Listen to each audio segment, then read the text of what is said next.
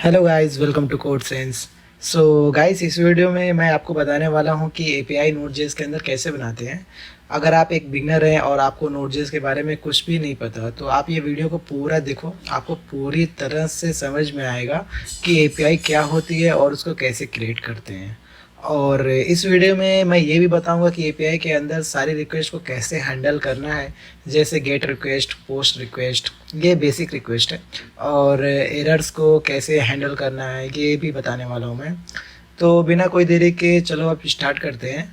तो सबसे पहली चीज़ है ये कि एपीआई क्या होती है। एपीआई एप्लीकेशन प्रोग्रामिंग इंटरफेस, ये एक तरह की मिडलवेयर होती है जो हमें दो एप्लीकेशन के बीच बातचीत करने की अनुमति देती है। तो चलो मैं आपको एक एग्जांपल के ज़रिए आपका प्रॉब्लम सॉल्व करता हूँ। मान लो ये एक लॉगिन फॉर्म है हमारी वेबसाइट में और ये एक डेटाबेस है जो यूज़र के डेटा को स्टोर करता है। अब डेटा आपका कोई भी हो सकता है, डेटाबेस आपका कोई भी हो सकता है, या तो आप मोंगोडीबी यूज़ करो या फिर माइस्क्यूएल यूज़ करो। तो जब भी यूज़र अपना ईमेल आईडी और पासवर्ड डाल के सबमिट बटन पर क्लिक करेगा तो यहाँ पर एक वेरिफिकेशन होगा कि यूज़र डेटाबेस के अंदर एग्जिस्ट है या नहीं है। तो ये काम कौन करेगा? ये काम एपीआई करेगा। यहाँ पर हमें एपीआई की ज़रूरत पड़ती है, तो जो क्लाइंट और डेटाबेस के बीच कम्युनिकेशन करवाती है। तो मान लो ये एक एपीआई है, तो जब यूज़र अपनी डिटेल्स डालकर सबमिट करेगा तो ये रिक्वेस्ट जाएगी एपीआई के पास। ये रिक्वेस्ट एपीआई को बोलेगी कि जाओ डेटाबेस में चेक करो ईमेल और पासवर्ड है या नहीं है। तो फिर एपीआई एक रिक्वेस्ट भेजेगा डेटाबेस को, तो डेटाबेस डेटा चेक करके हमें रिस्पॉन्स देगा यस यूज़र एग्जिस्ट, मतलब वो बताएगा कि डेटा यूज़र्स उसके डेटाबेस में है या नहीं, और वो रिस्पॉन्स सेंड होगा एपीआई को और एपीआई क्लाइंट को रिस्पॉन्स देगा ऑथेंटिकेटेड, मतलब कि आप लॉगिन हो सकते हो, लॉगिन सक्सेसफुली। तो लॉगिन ऑथेंटिकेशन के पीछे ये सारी एपीआई की कहानी होती है। तो अब हम प्रैक्टिकली देखेंगे कि एपीआई को कैसे क्रिएट करते हैं और सारी रिक्वेस्ट को हैंडल कैसे करते हैं। तो सबसे पहले मैं डेस्कटॉप पर एक फोल्डर बना लेता हूँ, न्यू फोल्डर, जिसका नाम मैं दूंगा नोड। ओके, यहाँ पर मैं अपना सारा कोड लिखूंगा यहाँ पर। तो अब मैं इसको ओपन कर लेता हूँ, फिर ओपन विथ वीएस कोड कर लेता हूँ। वीएस कोड में ओपन करने के लिए कोड डॉट आप लिखोगे तो वीएस कोड ओपन हो जाएगा। वीएस कोड एक ऐसा एप्लीकेशन है जहाँ पर हम अपना कोड लिख सकते हैं एंड इसमें बहुत सारे शॉर्टकट होते हैं, तो आप लोग को ये सब बारे में पता ही होगा। एंड यहाँ पर हम एक काम करते हैं, अपना टर्मिनल ओपन कर लेते हैं। आप अपना कमांड ओपन कर लो या टर्मिनल ओपन कर लो। ओके, तो गाइज मुझे लगता है आप लोग पहले से ही नोड.जेएस इंस्टॉल कर लिए होंगे। अगर आप नोड.जेएस इंस्टॉल नहीं किए तो आपको क्या करना है, यहाँ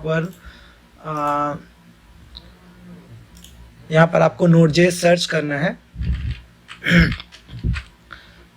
आप नोड.जेएस सर्च करोगे तो गाइज यहाँ पर ये रिकमेंडेड वाला जो ऑप्शन है उस पर क्लिक करके आप नोड.जेएस डाउनलोड कर लेना और इंस्टॉल कर लेना, तो आपका नोड.जेएस इंस्टॉल हो जाएगा। तो नोड.जेएस एक server side JavaScript run time है जो डेवलपर को हाई परफॉर्मेंस एप्लीकेशन बनाने में हेल्प करता है।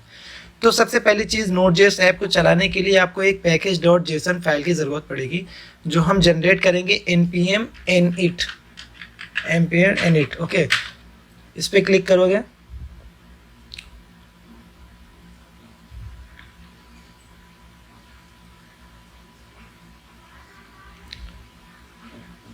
npm init करोगे तो यहाँ पर थोड़ा सा लोड ले रहा है गाइज। तो npm init कमांड से आपका पैकेज डॉट जेसन जो फाइल रहेगा वो क्रिएट हो जाएगा। उसके बाद एपीआई बनाने के लिए हमें कुछ पैकेजेस की ज़रूरत पड़ेगी, तो यहाँ पर मैं एक्सप्रेस यूज़ करने वाला हूँ।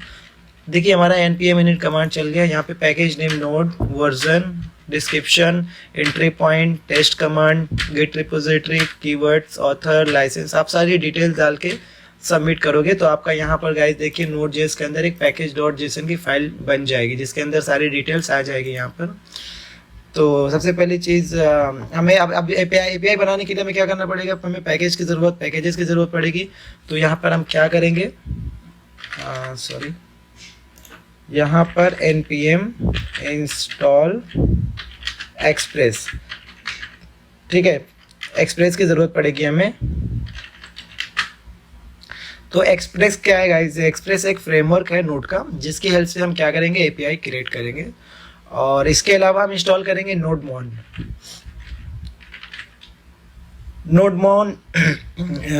जिसकी हेल्प से हमारा सर्वर परफेक्ट चलेगा, बार बार रिस्टार्ट करने की ज़रूरत नहीं पड़ेगी। जब मैं सेव करूँगा तो नोडमॉन ऑटोमेटिक सर्वर को रिस्टार्ट कर देगा।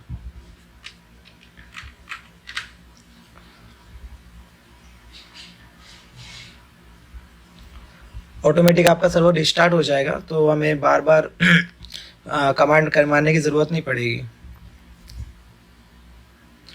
तो यहाँ पर सारे पैकेजेस जो हैं नोड मॉड्यूल के अंदर इंस्टॉल हो चुके हैं। तो अब आपको एक फ़ाइल क्रिएट करना है जिसका नाम app.js होगा, जिसके अंदर पहले हम एक्सप्रेस को इंपोर्ट करेंगे। तो app.js आपको फ़ाइल बना लेना है अपने नोड के अंदर। app.js ये आपका मेन एप्लीकेशन रहेगा, मेन फाइल रहेगी, जिसको आप index.js, server.js या app.js नाम दे सकते हो। ओके, तो गाइज अब हम यहाँ पर क्या करेंगे, इंपोर्ट करेंगे एक्सप्रेस को, कॉन्स्ट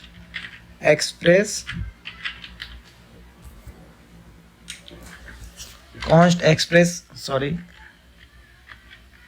अच्छा यहाँ पर देखिए ये ऑटोमेटिक मुझे दे दिया यहाँ पर, const express is equal to require express. And यहाँ पर ऐप, हम लोग ऐप बना लेंगे एक्सप्रेस। एंड यहाँ पर पोर्ट 3000 की जगह हम क्या करेंगे, 5000 ले लेंगे। तो app is equal to app, हमने यहाँ पर क्या कर लिया, ऐप बना लिए। एंड उसके बाद हमें ये एप्लीकेशन रन करने के लिए क्या करना पड़ेगा, यहाँ पे लिसन करना पड़ेगा कि देखना, मतलब चेक करना है कि हमारा सर्वर चला या नहीं चला। उसके लिए हम क्या करेंगे, app.listen का यूज़ करेंगे। एंड अभी ये डिलीट कर देता हूँ मैं, एंड ये कॉन्स्ट हटा देता हूँ, 2 बार हो गया। ओके, अब देखते हैं हमारा example app listing on port. तो यहाँ पर मैं क्या कर देता हूँ, यहाँ पे लिख देता हूँ सर्वर स्टार्टेड।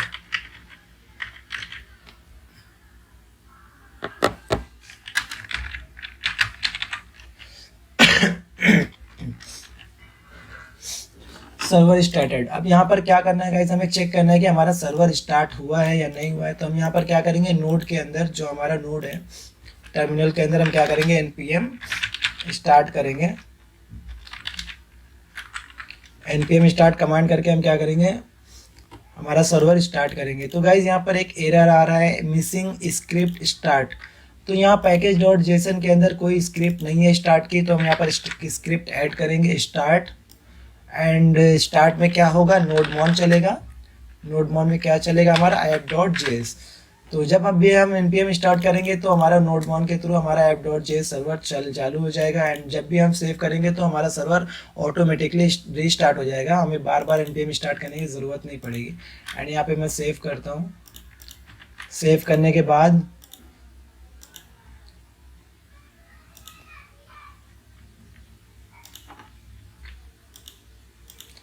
यहाँ पे कॉन्फ्लिक्ट हो गया। ओके, यहाँ पे सेव करना है आपको। एंड फिर से आपको क्या करना है, npm स्टार्ट करना है। तो जैसे ही आप npm स्टार्ट करोगे आपका नोडमॉन चल जाएगा। एंड जैसे ही आपका नोडमॉन चालू होगा, आपका सर्वर चालू होगा, आपको यहाँ पर एक मैसेज देखने को मिलेगा, सर्वर स्टार्टेड। गाइस देखिए यहाँ पे सर्वर स्टार्टेड का आपको मैसेज यहाँ पर दिख चुका है। एंड गाइस उसके बाद अब हम क्या करने वाले हैं, अब हम API क्रिएट करेंगे।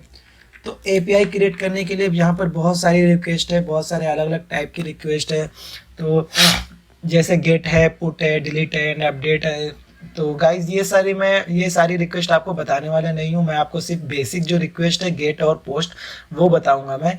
तो गाइज गेट और पोस्ट के बीच में डिफरेंस क्या होता है, तो गाइज जैसे गेट के अंदर आप सिर्फ डेटाबेस से इंफॉर्मेशन आप बस रिसीव कर सकते हो। और पोस्ट के अंदर आप क्या कर सकते हो, आप पोस्ट के अंदर डेटाबेस पे अपना जो भी डेटा है सबमिट कर सकते हो। एंड उसके बाद आप डेटा रिसीव कर सकते हो।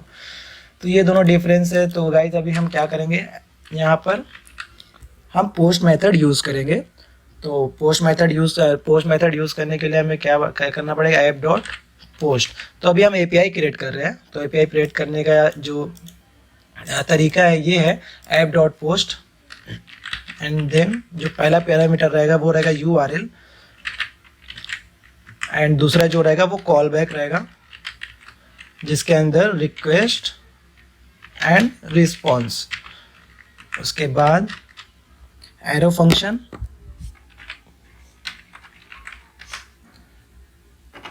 एंड गाइज ये बेसिक स्ट्रक्चर है एक एपीआई बनाने का। ये एक बेसिक स्ट्रक्चर है। तो जब भी कोई रिक्वेस्ट करेगा स्लैश पोस्ट पे पोस्ट मेथड के थ्रू, तो ये एपीआई हमारी क्या होगी, ये एपीआई हमारी चालू हो जाएगी। तो इसको हम एक बार ट्राई करके देख लेते हैं। तो मैं यहाँ पे console dot log request dot body. तो गाइज अभी मैंने यहाँ पर आपको बताया था कि जब भी कोई माल फॉर एग्जांपल एपीआई पे कोई रिक्वेस्ट करता है, वो क्या करता है, डेटाबेस में चेक करता है, एंड फिर डेटाबेस में चेक करने के बाद वो रिस्पॉन्स देता है क्लाइंट को। ओके, तो ऐसे ही गाइज जब भी हम रिक्वेस्ट करेंगे यहाँ पर ये एपीआई में, तो ये एपीआई क्या करेगा, पहले जो रिक्वेस्ट में जो डेटा आ रहा है बॉडी के अंदर वो हमें कंसोल डॉट लॉग में दिखा देगा। तो चलो हम डेटा एक बार सेंड करके देखते हैं ये यूआरएल पर। तो उसके लिए आपको क्या करना पड़ेगा, यहाँ पर एक्सटेंशन में आपको लिखना पड़ेगा थंडर क्लाइंट। ये थंडर क्लाइंट है गाइस। तो थंडर क्लाइंट आपको क्या करना है, इंस्टॉल कर लेना है। इंस्टॉल करने के बाद यहाँ पर आपको दिख जाएगा, यहाँ पर क्लिक करना है आपको, एंड यहाँ पर क्लिक करने के बाद यहाँ पर न्यू रिक्वेस्ट पे जाओगे तो आपका जो यूआरएल है यहाँ पर http, एंड हमारा जो लोकल होस्ट है वो है, सर्वर हमारा चल रहा है 5000 पर, और हमारी रिक्वेस्ट आ रही है स्लैश पोस्ट यूआरएल पे। Okay, slash post and point पर, ये एंड पॉइंट पर हम क्या करेंगे, रिक्वेस्ट करेंगे, एंड हमारी रिक्वेस्ट आएगी पोस्ट रिक्वेस्ट, क्योंकि यहाँ पे हमने क्या किया, पोस्ट रिक्वेस्ट की एपीआई बनाई हुई है। तो अब यहाँ पर ये हमारा यूआरएल हो गया, एंड हेडर के अंदर हमें बताना है कि हम हेडर के अंदर कौन सा डेटा लेके जा रहे हैं। तो हम हेडर के अंदर कौन डेटा लेके जा रहे हैं, Jason. Okay, application JSON format में, एंड बॉडी के अंदर हम क्या करेंगे, जेसन डेटा लेके जाएंगे। तो ये हमारा जेसन डेटा, एंड नेम के अंदर मैंने क्या किया, नेम। ओके, तो जैसे ही मैं गाइस यहाँ पर सेंड करूँगा तो यहाँ पर एरर, गाइज मैंने सेव नहीं किया था इसलिए एरर आया यहाँ पर। अब एक बार फिर से रिक्वेस्ट करते हैं। तो जैसे ही मैंने यहाँ पे सेंड किया, ये प्रोसेस में चल रहा है, एंड रिक्वेस्ट में अभी है, इसको कोई रिस्पांस नहीं मिल रहा है। एंड देखिए यहाँ पे कंसोल डॉट लॉग में अनडिफाइंड मिल रहा है। रिक्वेस्ट डॉट बॉडी के अंदर हमने ये डेटा मिला जेसन फॉर्मेट में, एंड यहाँ पर मैंने फिर कंसोल किया तो रिक्वेस्ट डॉट बॉडी, तो उसके अंदर अभी हमें डेटा मिला नहीं। हाँ, इसलिए नहीं मिला क्योंकि हमने यहाँ पे जेसन एक्सप्रेस जेसन का यूज़ नहीं किया है। तो app dot use express dot JSON, and save करना है आपको। सेव करने के बाद यहाँ पर फिर से आपको क्या करना है, रिक्वेस्ट करना है। तो जैसे आप रिक्वेस्ट करोगे गाइस, देखें यहाँ पे आपको डेटा दिख गया। आपका रिक्वेस्ट डॉट बॉडी के अंदर जो भी डेटा आप भेजोगे वो आपको दिख जाएगा। आप यहाँ पर कॉमा लगा के और भी डेटा भेज सकते हो। तो फॉर एग्जांपल जैसे नेम एंड एज कितनी है, 28, एंड फिर आप यहाँ पर कैंसिल रिक्वेस्ट करके आप सेंड करोगे तो देखिए गाइस यहाँ पे नेम और एज दोनों मिल गया आपको। बट गाइस यहाँ पर अभी इसको कोई रिस्पॉन्स नहीं मिल रहा है। इसको कोई रिस्पॉन्स नहीं मिले तो ये प्रोसेसिंग में रहेगा, क्योंकि इसको कोई रिस्पॉन्स नहीं मिल रहा है। तो हम क्या करेंगे, इसको रिस्पॉन्स में सेंड करेंगे। तो पहले हम क्या करते हैं, यहाँ पे डिस्ट्रक्शन के यूज़ करके हम रिक्वेस्ट डॉट बॉडी के अंदर से डेटा निकाल लेते हैं। तो const name and age is equal to request dot body के अंदर से हमारा डेटा निकल गया। एंड यहाँ पर एरर हैंडलिंग के लिए हम क्या यूज़ करेंगे, ट्राई एंड कैच ब्लॉक। तो ट्राई एंड कैच ब्लॉक क्या करता है, तो जैसे ही यहाँ से हमारा कोड एग्जीक्यूट होगा तो सबसे पहले ये ट्राई होगा। ओके, ये कोड हमारा चलेगा, या इसके अंदर जो हम लिखेंगे। एंड अगर इसके अंदर कुछ प्रॉब्लम आता है तो वो कैच कर लेगा एंड हमें क्या करेगा, फिर console.log के अंदर हमें वो एरर दे देगा। ओके, आप ऐसा भी कर सकते हो, आप एरर के अंदर का मैसेज भी देख सकते हो, ऐसा भी कर सकते हो, या फिर आप अपना खुद का एक ऑब्जेक्ट डाल के एरर आप शो कर दिखा सकते हो ऐसे। एक्सटर्नल सर्वर एरर, या फिर आप यहाँ पर डाल सकते हो something went wrong, something went wrong. And अब ट्राई ब्लॉक में हमें क्या करना है, कंडीशन डालना है if name is equal to Walid. Okay, क्योंकि हम रिक्वेस्ट के अंदर यहाँ पे ये डेटा भेज रहे हैं तो इसलिए हम यहाँ पे कंडीशन लगाए। अगर नेम के अंदर ये है तो क्या करो, यहाँ पर रिस्पॉन्स भेज दो। ओके, यहाँ यहीं से रिटर्न कर दो क्या, response dot status 200 means okay and dot send. Send के अंदर हम क्या करेंगे, एक ऑब्जेक्ट भेजेंगे जिसके अंदर हमारा सक्सेस, एक ऑब्जेक्ट के अंदर हम सक्सेस भेजेंगे। सक्सेस क्या भेजेंगे, ट्रू, एंड मैसेज भेजेंगे ओके। ओके, तो यहाँ पे एक कंडीशन ये है कि अगर name is equal to Walid है तो क्या भेज दो, सक्सेस ट्रू, एंड मैसेज में भेज दो ओके। अगर नहीं है एल्स तो क्या करो, फिर से वही ऑब्जेक्ट भेज दो, यहाँ से रिटर्न कर दो response dot status 400 dot send. ये ऑब्जेक्ट सेंड कर दो, यहाँ पे भेज दो success, success false, and message user not found. Okay, message में हम क्या भेजेंगे, यूजर नॉट फाउंड। एंड उसके बाद यहाँ पे भी आप भेज सकते हो ऑब्जेक्ट, ये भेजने के बजाय आप ये भी कर सकते हो, यहाँ पर 500 स्टेटस भेज सकते हो, response dot status 500 dot send, ये ऑब्जेक्ट भेज सकते हो उसके अंदर। ओके, एंड तो गाइज ये जो सिनेरियो है पूरा, यहाँ पे मैंने एक्सप्रेस यूज़ किया, जिसके हेल्प से मैं क्या करूँगा, यहाँ पे ये एपीआई क्रिएट करूँगा। एंड मैंने यहाँ पे एक एक्सप्रेस ऐप बनाया एंड यहाँ पे एक पोर्ट नंबर लिया मैंने, एंड इसको पोर्ट नंबर पे मैं क्या करूँ, अपना जो ऐप है वो लिसन कर रहा हूँ पोर्ट नंबर 5000 पर। तो हमारा जो ऐप जो है वो सर्वर स्टार्ट हो जाएगा 5000 पर। उसके बाद मैं क्या कर रहा हूँ, एक एपीआई बना रहा हूँ। एपीआई मैंने पोस्ट मेथड की बनाया हुआ है यहाँ पर। तो पोस्ट मेथड के अंदर मैं क्या कर रहा हूँ, कंसोल करो रिक्वेस्ट डॉट बॉडी, एंड फिर उसके बाद मैं क्या करूँ, डिस्ट्रक्चरिंग का यूज़ करके उसके अंदर से नेम और एज निकाल ले रहा हूँ, क्योंकि रिक्वेस्ट के अंदर मेरे ये डेटा आ रहा है, वो डेटा के अंदर नेम एंड एज। तो वो नेम एंड एज निकालने के बाद मैं क्या करता हूँ, अगर name is equal to Walid है तो रिटर्न ये कर दो, नहीं तो फिर रिटर्न बोल दो कि यूज़र नॉट फाउंड। एंड अगर नेम की जगह हम कोई और वेरिएबल भेजेंगे जो डिस्ट्रक्चरिंग का यूज़ करके नेम के अंदर अगर नेम अगर नहीं आता है तो ये कैच कर लेगा, ये एरर रिस्पॉन्स में भेज देगा। ओके, तो चलिए एक बार देखते हैं टेस्ट करके। तो अभी मैं सेव कर लेता हूँ उसको, जैसे सेव करूँगा मेरा सर्वर रिस्टार्ट हो जाएगा नोडमोन के थ्रू। एंड फिर उसके बाद मैं यहाँ पर क्या करता हूँ, सेंड करता हूँ। तो जैसे मैंने सेंड किया मुझे रिस्पॉन्स मिल गया सक्सेस ट्रू, मैसेज ओके। इसका मतलब है कि जो नेम है, नेम वलीद एज 28 जो है वो मैच कर रही है। यहाँ पे एक और कंडीशन लगा देता हूँ मैं, age is equal to 28। Okay, तो मुझे यहाँ पे ये जो ऑब्जेक्ट है वो मिल गया रिस्पॉन्स में, क्योंकि कंडीशन ट्रू थी। एंड अगर कंडीशन ट्रू नहीं मिलेगी तो ये बोलेगा यूज़र नॉट फाउंड। तो यहाँ पे मैं लिखता हूँ नेम के अंदर मैं लिख देता हूँ फॉर एग्जांपल यहाँ पर आशिर, एज 28 रहने देता हूँ, एंड मैं सेंड करता हूँ यहाँ पर। तो देखिए गाइज यहाँ पर हमें रिस्पॉन्स मिला false, user not found.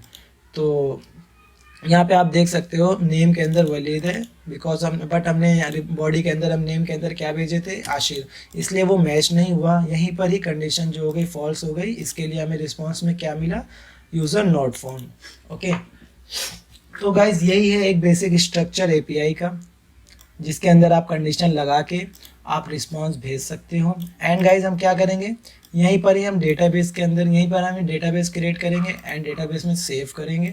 Database से फिर डेटा रिट्राइव करके यहीं से हम रिस्पॉन्स के अंदर डेटा भेजेंगे। तो गाइज ये सब मैं आपको दूसरी वीडियो में बताने वाला हूँ।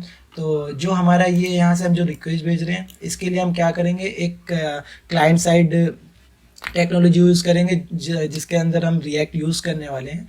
तो रिएक्ट के अंदर हम क्या करेंगे, एक लॉगिन फॉर्म बनाएंगे। लॉगिन फॉर्म के थ्रू हम क्या करेंगे, ये ईमेल एंड पासवर्ड डाल के हम क्या करेंगे, सबमिट करेंगे। सबमिट करने के बाद वो आएगा ये यहाँ एपीआई पर, एंड यहाँ पर डेटा हम क्या करेंगे, डेटाबेस में सेव करेंगे। सेव करने के बाद एंड हम उसके बाद लॉगिन करवाएंगे। लॉगिन करने के लिए हम यहाँ पे कंडीशन लगाएंगे, चेक करेंगे कि यूज़र ईमेल आईडी और पासवर्ड करेक्ट है या नहीं है। तो जब वो करेक्ट रहेगी तो हम क्या करेंगे, लॉगिन सक्सेसफुल करवा देंगे। तो ये सारी चीज़ हम क्या करेंगे, नेक्स्ट वीडियो में देखने वाले हैं। बट नेक्स्ट वीडियो से पहले हम क्या करेंगे, पहले हम देखेंगे कि डेटाबेस कैसे कनेक्ट करेंगे एंड डेटाबेस में डेटा कैसे सेव करेंगे, वो सब देखने वाले हैं। ओके, तो गाइस अगर आपको ये वीडियो से कुछ सीखने को मिलता है तो तो ये वीडियो आप क्या करो, लाइक करो, शेयर करो एंड हमारे चैनल को सब्सक्राइब करो। एंड अगर आपको कोई भी प्रॉब्लम आती है आप मुझे कमेंट करो, मैं कमेंट में आपकी प्रॉब्लम सॉल्व करने की कोशिश करूँगा। Okay guys, thank you so much for watching my video.